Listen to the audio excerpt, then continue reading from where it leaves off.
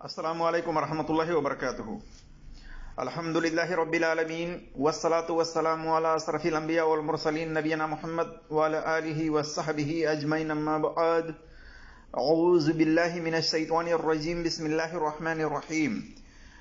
قال اللہ تبارک وتعالی فی قرآن المجید: یا ایہا الذین آمنوا ان جاءکم فاسق بنبأ فتبینوا ان تصیبوا قوما بجہالۃ فتصبحوا علی ما فعلتم نادمین۔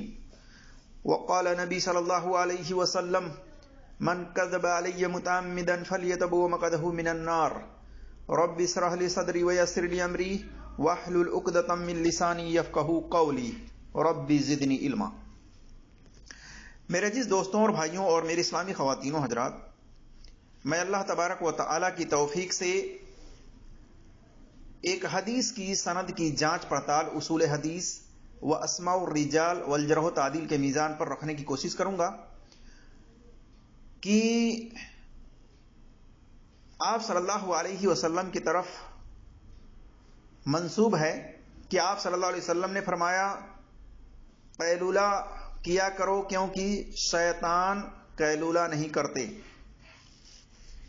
اللہ تبارک و تعالیٰ سے دعا ہے کہ اللہ تبارک و تعالیٰ ہمیں حق بات اور سچ بات کہنے کی توفیق عطا فرمائے، اور جو ہم سے لفظی طور پر کہنے میں خطائیں ہوں اللہ تبارک و تعالیٰ اس کو معاف فرمائے، آمین یا رب العالمین۔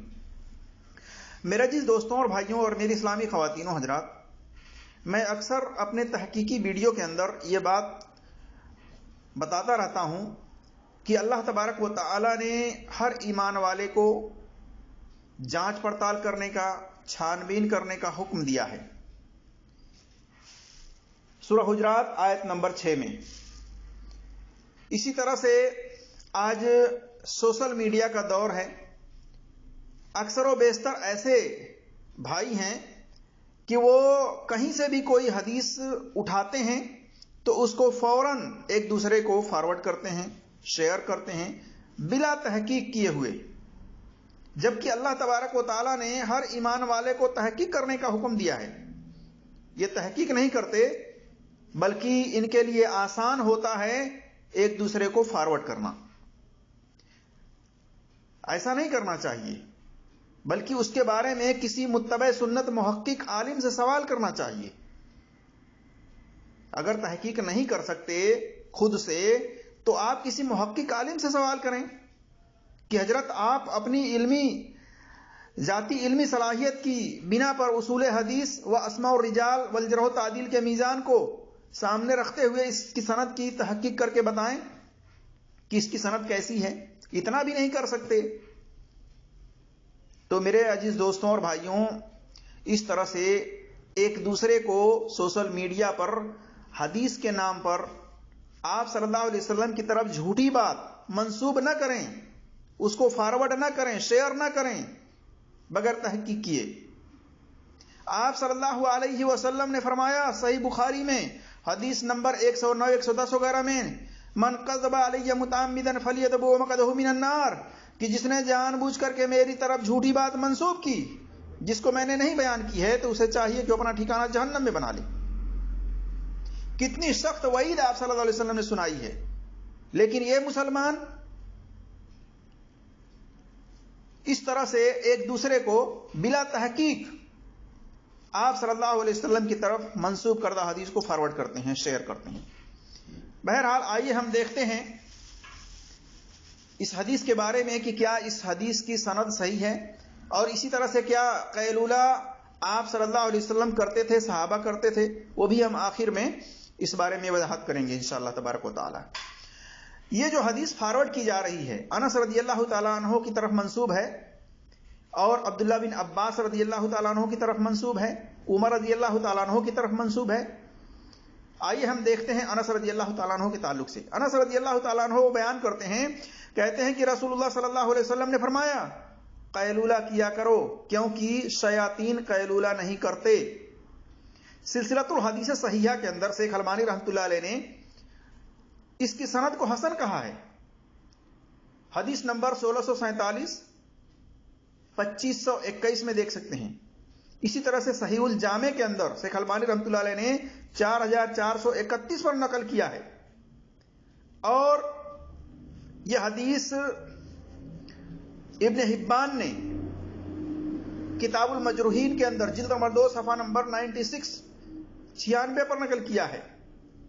اسی طرح سے اس حدیث کو ابو نعیم نے الطب نبوی کے اندر جلد نمبر 1 صفحہ نمبر 12 حدیث نمبر 151 میں، اور اخبار اصبہان کے اندر جلد نمبر 1 صفحہ نمبر 195 میں، 353 میں، جلد نمبر 2 صفحہ نمبر 69 میں اس کو نقل کیا ہے۔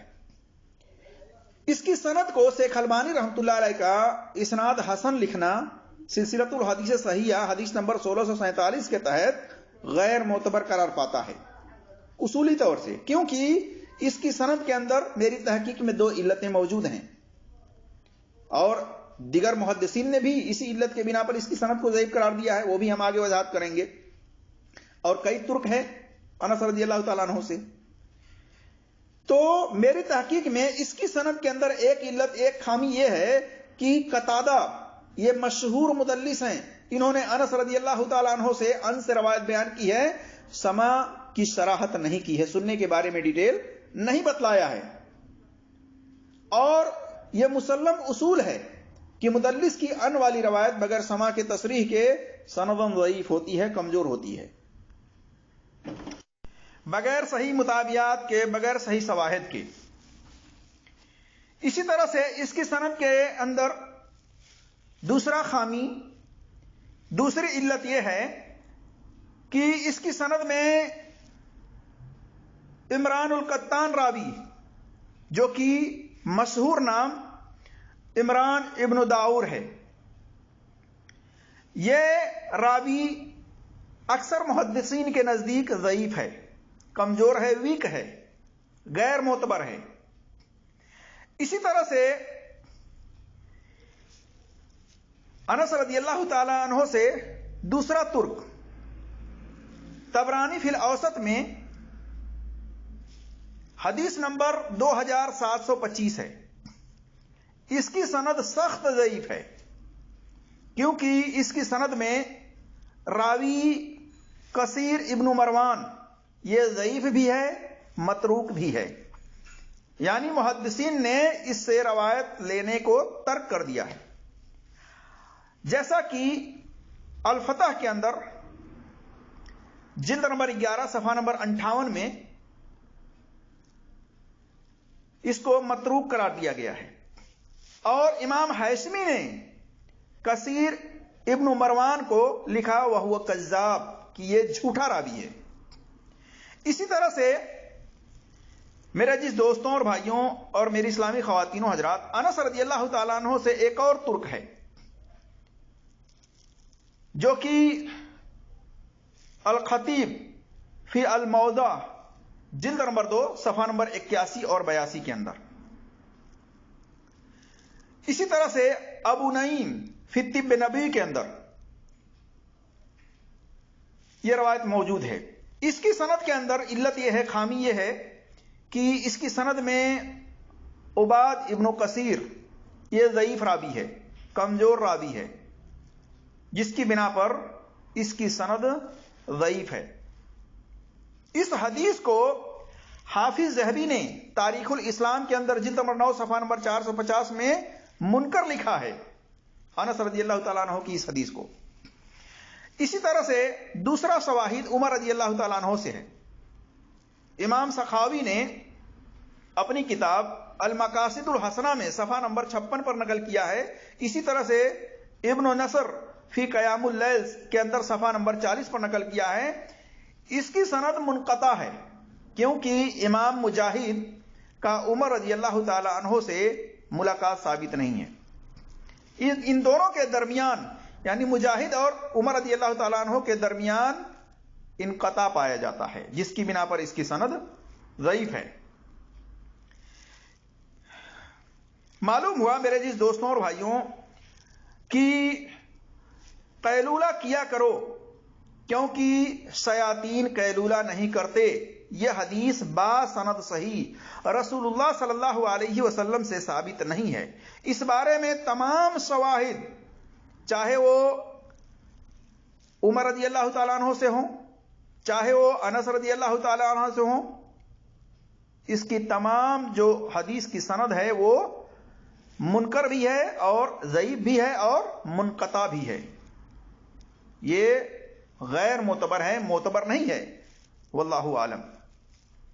इसी तरह से एक और सनद, एक और शवाहिद अब्दुल्ला बिन अब्बास रजी अल्लाह ताला अन्हु से पेश की जाती है कि अब्दुल्ला बिन अब्बास रजी अल्लाह ताला अन्हु ने बयान किया कि नबी सल्लल्लाहु अलैहि वसल्लम ने फरमाया, शहरी के खाने के साथ दीन के रोजे के लिए मदद हासिल करो और कैलूले के जरिए से क़यामुल लैल यानी नमाज तरावी या नमाज तहज्जुद के लिए मदद हासिल करो। यह हदीस सुनन इब्न माजा के अंदर हदीस नंबर 1693 पर है। इसकी सनद ज़ईफ है। इसकी सनद में जमऊ इब्न सालेह रावी को अक्सर मुहद्दिसीन ने ज़ईफ करार दिया है, कुछ ने मुनकरुल हदीस करार दिया है और कुछ ने मतरूकुल हदीस करार दिया है। शेख अलबानी रहमतुल्लाह अलैह ने इसकी सनद को ज़ईफ करार दिया है सिलसिलतुल हदीस ज़ईफा वल मौज़ूआ के अंदर हदीस नंबर 2758 पर, और हाफिज जुबैर अली ज़ई रहमतुल्लाह अलैह ने भी इसकी सनद को ज़ईफ लिखा है अनवार सहीफा के अंदर सफ़ा नंबर 441 पर, और लिखा कि शवाहिद भी ज़ईफ हैं, जैसा कि शवाहिद अल इलल इब्न अबी हातिम जिल्द नंबर 1 सफ़ा नंबर 241 हदीस नंबर 701 में देख सकते हैं। अब हम आपके सामने सही हदीस रखते हैं इस बारे में। सही हदीस यह है अनस रज़ियल्लाहु ताला अन्हु से, वो बयान करते हैं कि रसूलुल्लाह सल्लल्लाहु अलैहि वसल्लम हमारे घर में तशरीफ लाए और आराम फरमाया। आप सल्लल्लाहु अलैहि वसल्लम को पसीना आया, मेरी मां एक सीसी लाई और आप सल्लल्लाहु अलैहि वसल्लम का पसीना पोंछने यानी पोंछ कर उसमें भरने लगी उस सीसी में। आप सल्लल्लाहु अलैहि वसल्लम की आंख खुल गई। आप सल्लल्लाहु अलैहि वसल्लम ने फरमाया कि ऐ उम्मे सुलैम, ये क्या कर रही हो? वह बोली कि आप सल्लल्लाहु अलैहि वसल्लम का पसीना है, जिसको हम अपनी खुशबू में, अपनी इतर में शामिल करते हैं, और वह सबसे बढ़कर खुद खुशबू है। दूसरी जगह फरमाया उम्मे सुलैम ने कि या रसूलुल्लाह, हम अपने बच्चों के लिए बरकत की उम्मीद रखते हैं। आप सल्लल्लाहु अलैहि वसल्लम ने फरमाया कि तुमने ठीक किया। देखिए सही बुखारी में हदीस नंबर 6281, इसके अंदर कारूरा का लफ्ज है, और सही मुस्लिम में हदीस नंबर 2331, 2332, 6055, 6056, 6057 और सुनन निसाई के अंदर हदीस नंबर 5373 पर इसकी सनद सही है बिल्कुल। इस हदीस से मालूम हुआ कि आप सल्लल्लाहु अलैहि वसल्लम दोपहर के वक्त आराम किया करते थे।